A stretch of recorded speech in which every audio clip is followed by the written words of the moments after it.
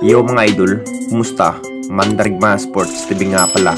Ating pag-usapan, Barangay Ginebra, ang pangarap na makuha nga ang kampeonato sa Philippine Cup at Sistan ang pag-asa sa kupunan ng Barangay Ginebra. Pero bago na nga yan, kung bago ka pa sa ating channel, huwag mong kalimutan mag-subscribe at i-click ang notification bell para like kang updated sa ating latest upload pa natin. Pero ating talakayin, una natin pag-usapan. So ito na nga ang kinahihintay ng ating Barangay Ginebra na bawiin nga ang nakuwang talo sa ibang kupunan at nakuha na nga ang comeback win laban nga sa kupunan ng Blackwater Busing mga idol. At tagumpay nga ang panalo ng ating Barangay Ginebra at bukas na rin ang pangwalong laban ng ating Barangay Ginebra at Northport Batang Pier.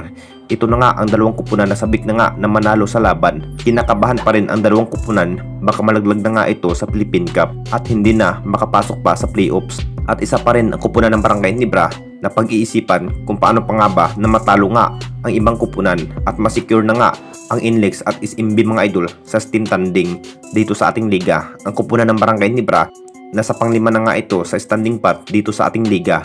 Masasabing kaba pa rin ang pangyayari mga idol, baka hindi na nga makapasok pa sa playoffs ang kupunan ng Barangay Ginebra, pero tagumpay nga ang pangarap na comeback win nga laban nga sa kupunan ng Blackwater Busing mga idol. Pinapalakas na nga ang kupunan ng Barangay Ginebra ang pangarap na matalo nga ang Northport Batang Pier bukas mga idol.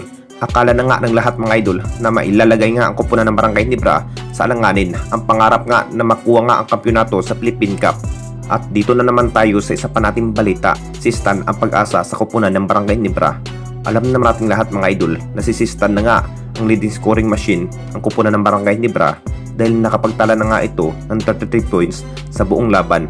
Nakita naman nating lahat mga idol na todo buhat pa rin ang kanya ipinikitang laban sa kupunan ng Barangay Ginebra. Pinipilit pa rin ni Sistan mga idol kahit nahihirapan na nga ito sa bindidriya, pero mas nagmistulang mukhang import na nga ito si Sistan mga idol sa kupunan ng Barangay Ginebra at nagbabalik na rin ang former MVP player na si Scotty mga idol. At ito na nga ang kinahihintay ng lahat na bawiin nga ang nakuwang talo sa ibang kupunan. Alam naman nating lahat mga idol, marami na nga ang nagsasabi mga idol kung bakit ibinangko pa rin ang nasabing big man ng Barangay Ginebra na si Sistan. Ito pa rin ang dahilan kung bakit ibinangko nga si Sistan sa fourth quarter.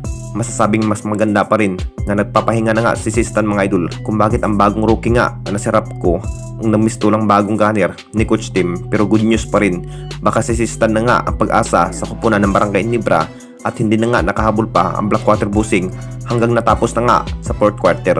Anong masasabi ninyo mga idol tungkol sa ating video? At yan ang ating topic mga idol. Comment down lang kayo kung meron man kayong sasabihin. Comment down lang kayo at sa susunod na naman ng ating video. Maraming salamat mga idol.